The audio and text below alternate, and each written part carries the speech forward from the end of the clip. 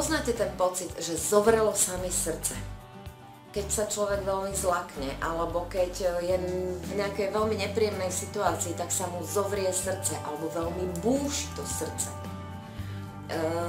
To sú tie nepríjemnejšie veci. A ja používam techniku zovretého srdca, keď sa neviem rozhodnúť. Keď je niečo veľmi dôležité a potrebujem sa rozhodnúť medzi dvoma vecami, a sme vychovaní na tej ľavej hemisfére, tá škola proste nás naučila rozhodovať sa na základe nejakých argumentov a faktov, ale veľakrát sa mi stalo, že keď som sa rozhodla na základe srdca, bolo to dobré rozhodnutie, a keď som sa rozhodla na základe rozumu, nebolo to dobré rozhodnutie.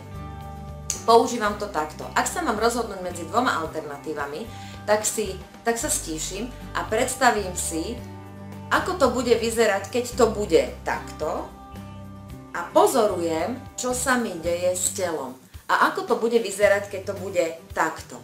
Zvyčajne sa mi pri jednej variante srdce zovrie a pri druhej búcha od radosti. Samozrejme, že sa rozhodnem pre tú, ktorá mi spôsobuje dobré pocity. Hoci len v tej mysli.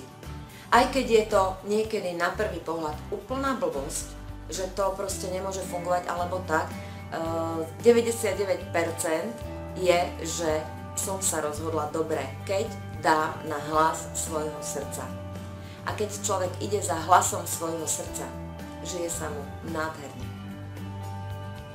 Doporučujem ísť za hlasom svojho srdca. Opýtajte sa svojho srdca, čo si praje, aby ste robili, akou cestou sa vydať, a choď za hlasom svojho srdca.